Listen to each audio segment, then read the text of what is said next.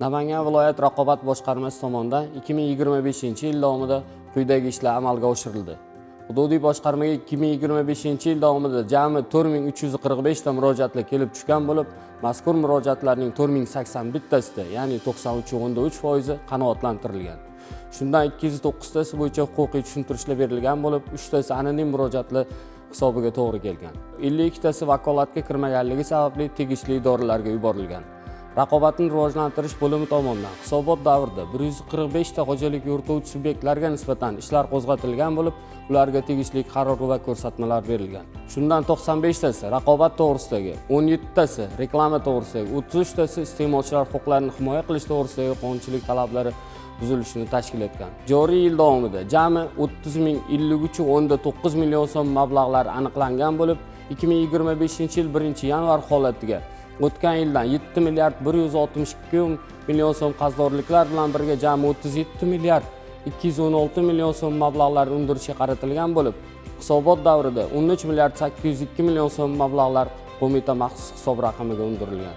Shundan 3 milliard 107.2 million so'm iste'molchilar foydasiga qayta hisob-kitob qilingan bo'lib, 10 milliard 695.6 million so'mi qayta hisob-kitob qilishga erishilgan. Boshqarma tomonidan 626 ta boshlang'ich narxi 159.3 milliard so'mlik xaridlar o'rganilgan bo'lib, shundan 525 tasi raqobat to'g'risidagi qonun talablari buzilishi aniqlangan. 49 ta buyurtmachilarning mansabdor shaxslarga nisbatan ma'muriy javobgarlik choralari qo'llanilgan.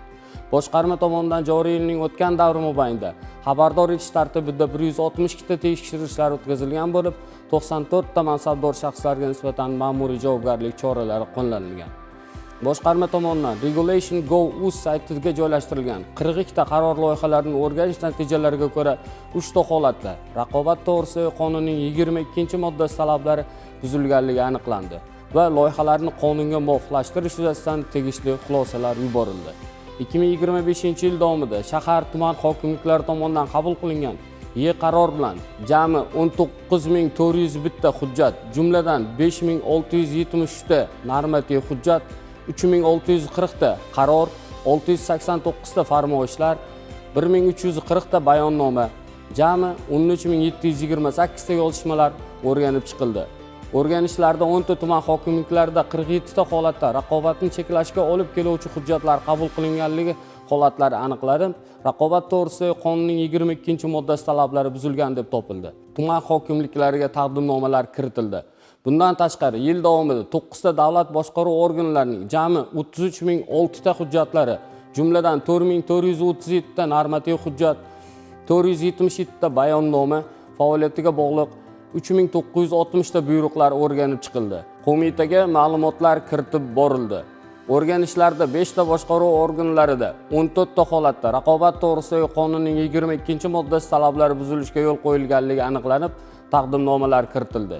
Insofsiz raqobatni taqiqlash bo'yicha boshqarma tomonidan 2025-yil davomida insofsiz raqobatga yo'l qo'yilayotganligi holatlari yuzasidan 19 ta murojaatlar kelib tushgan bo'lib, o'rganishlar natijasida 7 ta murojaatlar bo'yicha 5 ta xo'jalik yurituvchi subyektlarga nisbatan raqobat to'g'risidagi qonunning 21-moddasi talablari buzilganligi holatlari yuzasidan ish qo'zg'atilib, ko'rsatmalar berildi.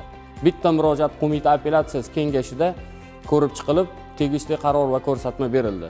9 ta holatda tushuntirishlar berib o'tilgan bo'lib, 2 tasi bo'yicha ish qo'zg'atish rad etildi. Insofsiz raqobatga yo'l qo'yilganligi holatlari bo'yicha 5 ta xo'jalik yurituvchi subyektlarga 2 milliard 93.1 million so'm moliyaviy jarimalar qo'llanilgan bo'lib, jarimalar to'liq undirishga qaratilgan. Iqtisodiy konsentratsiya va davlat ishtirokidagi korxonalarni tashkil etish bo'yicha 2025-yil davomida davlat ishtirokidagi korxonalarni tashkil etish, qayta tashkil etish bo'yicha oldindan rozilik berish bo'yicha 16 ta murojaatlar kelib tushgan bo'lib, 16 tasi bo'yicha rozilik olish talab etilmasligi yuzasidan xatlar yuborildi. Shuningdek, xo'jalik yurituvchi subyektlarni qo'shib yuborish, qo'shib olishga doir bitimlar tuzish bo'yicha bitta murojaat yuzasidan rozilik olish talab etilmasligi bo'yicha ham javob xatlari berildi. Boshqarma tomonidan tizim Davaktiv.uz platformasi orqali davlat ulushi mavjud xo'jalik yurituvchi subyektlar va davlat muassasalari bo'yicha viloyatdagi 2056 ta davlat muassasalari bo'yicha tegishli xulosalar berildi.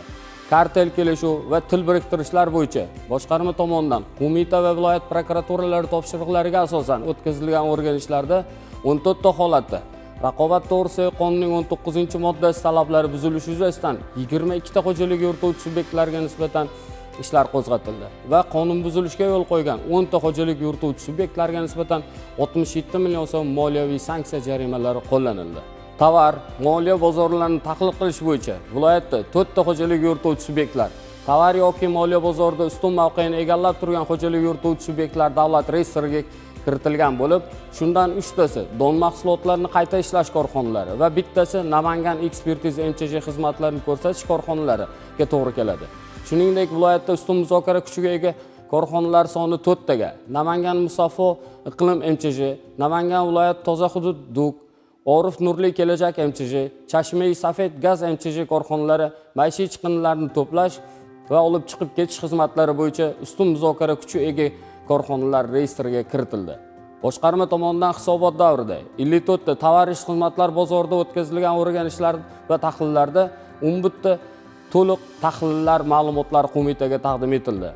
Namangan Rezina Plus MCJ kauchukdan yasalgan konveyer tasmalari ishlab chiqarish va sotish bo'yicha, Uzchassis MCJ avtomobil farlari ishlab chiqarish va sotish bo'yicha, Belый Almas qurilishda foydalanish uchun yilim silikatlar ishlab chiqarish va sotish bo'yicha, Kislorod Ozon ishlab chiqarish korxonasi kislorod ishlab chiqarish va sotish bo'yicha, Musaffo Polimer MCJ plastmassa va vanna dushlar ishlab chiqarish va sotish bo'yicha, Musaffo Turizm xizmati MCJ umra safariga yuborish xizmati bo'yicha tovar yoki moliya bozorida ustun mavqeni egallab turgan xo'jalik yurituvchi subyektlarning davlat reyestriga kiritish yuzasidan takliflar yuborildi. Shuningdek, ustun mavqeni egallab turgan 3 ta don korxonalari omoqda yem mahsulotlari bo'yicha, 2 ta yog'moy korxonalari paxta yog' mahsulotlarini ishlab chiqarish va sotish bo'yicha davlat reyestridan chiqarish yuzasidan qo'mitaga takliflar kiritilgan bo'lib, 2 ta yog'moy korxonalari Uchqo'rg'on yog' aksionerlik jamiyati, Namangan Tola tekstil mas'uliyati cheklangan jamiyati paxta yog' mahsulotlarini ishlab chiqarish va sotish bo'yicha davlat reyestridan chiqarildi. Vazirlar Mahkamasining 303-sonli qaroriga asosan tovar bozorida ichki bozorni mahalliy mahsulotlar bilan to'yinganligi darajasi yuzasidan o'tkazilgan tahlillarga ko'ra, Namangan viloyatida talab yuqori bo'lgan 7 turdagi mahsulotlarni to'yinmaganligi, ya'ni raqobat muhiti rivojlanmaganligi ma'lum bo'ldi.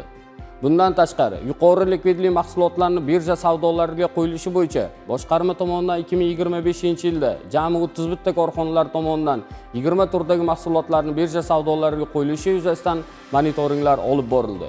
14 ta korxonalarga nisbatan ishlar qo'zg'atilib, qaror va ko'rsatmalar berildi. Shundan 11 ta korxonalarga nisbatan 578 million so'm moliyaviy jarimalar qo'llanildi. Bitta yog'-moy korxonalarga nisbatan 65.4 million so'm asossiz olingan daromadni qo'mita maxsus hisob raqamiga undirishga erishildi.